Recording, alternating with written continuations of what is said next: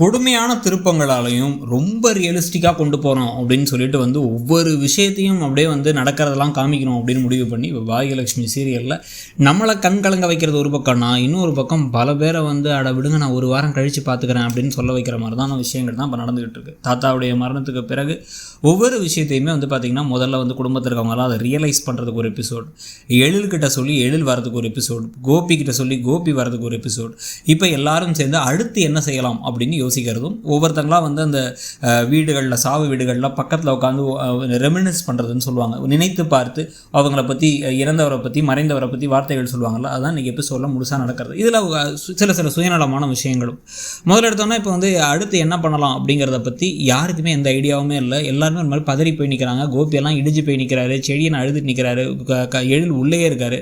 இந்த சமயத்தை தான் நம்ம செய்ய வேண்டிய காரியங்களை செஞ்சு தான் ஆகணும், நான் பார்த்துக்கிறேன் அப்படின்னு பழனிசாமி பொறுப்பெடுத்துக்கிறார்.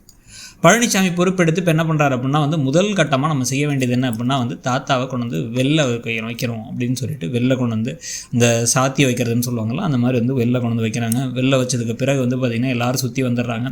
எல்லாம் ரொம்ப அழ ஆரம்பிச்சிடுறாங்க. ஒவ்வொருத்தங்களாம் யோசிச்சு அழறாங்க. செல்வியெல்லாம் இன்னமும் அந்த இன்கன்சோலபிள் தன்னால் அவங்கள தேட்டவே முடியல யாராலையும் அப்படிங்கிற மாதிரி அழுதுகிட்டே இருக்காங்க.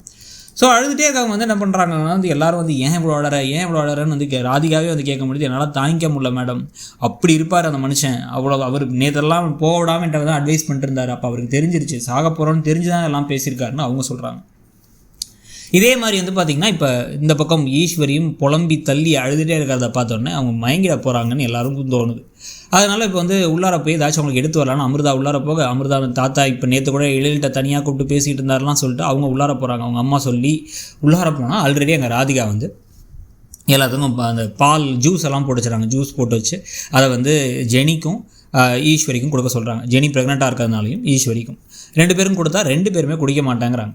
ஜெனியை அவங்க அம்மா ஜெனியை உடனே அவங்க அப்பா பார்த்து என்ன பண்ணுறாரு, உள்ளார தனியாக அவங்க அம்மாவை கூப்பிட்டு போயிட்டு தனியாக ஜெனியும் கூப்பிட்டு எல்லாரும் இருக்காங்க, எனக்கு புரியுது உன் வருத்தம் புரியுது, கவலை புரியுது, நல்ல மனுஷன் புரியுது, ஆனால் அவன் வயிற்றுக்குள்ள ஒரு குழந்தை இருக்குது, இந்த சமயத்தை இப்படி பண்ணக்கூடாதுன்னு தனியாக கூப்பிட்டு போயிடுறாங்க.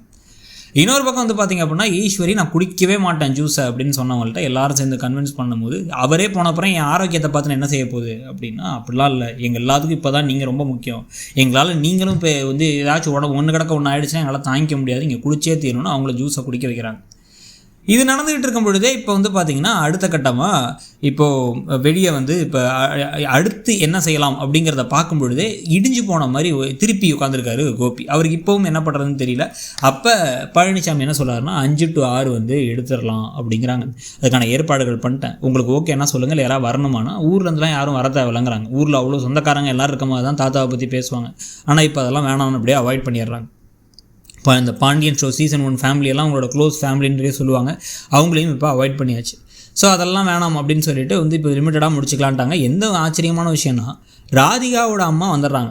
அவங்க புலம்பிக்கிட்டே இருக்காங்க, நல்ல மனுஷன், ஒரே நல்ல மனுஷன், அவர் தான் என் பொண்ணை மருமகளாக நினச்ச ஒரே ஆள் அப்படி இப்படின்னு எல்லாம் பேச உடனே எல்லாரும் முறைச்சி பார்க்க ஈஸ்வரி கிட்ட ஈஸ்வரி அப்படியே முறைக்கிறாங்க. இந்த பக்கம் பண்ணுறதெல்லாம் பண்ணிட்டு எப்படி வந்திருக்கு பாரு அப்படின்னு இந்த பக்கம் செல்வி முறைக்க, ஆனாலும் அவங்க அம்மாவை கூப்பிட்டு போயிடுறாங்க. ராதிகா தயவு செஞ்சு எதுவும் ஓவராக பேசாதீங்கன்ட்டு. வேறு யாரோ சொந்தக்காரங்களாம் வராங்க. இன்னொரு பக்கம் கோபியுடைய ஃப்ரெண்டான அந்த செந்தில் வராரு, அவர் பார்த்து பதறி போகிறாரு, எனக்கு என்ன பண்ணுறதுனே தெரிலன்னு கோபி பேசிகிட்டு இருக்காரு. ஒவ்வொருத்தங்களுமே குழப்பத்திலையும் கவலையிலையும் இருக்கும் பொழுது ஈஸ்வரியுடைய இப்போ பாக்கியாவோட அம்மா அப்பா மட்டும் வரவே இல்லை. அப்பா கிடையாது, ஓகே அம்மா இருக்காங்க, தம்பி ஒய்ஃப் இருக்காங்க, அவங்கள கொஞ்சம் நாளைக்கு முன்னாடி தள்ளி வச்சாங்க, இப்போ கூட்டே வரல, இந்த விஷயத்து கூட வரல, டிவோர்ஸ் கூட வரல, அந்த கேரக்டர் அப்படியே நம்ம மறந்துடணும்னு முடிவு பண்ணிட்டாங்க போல்.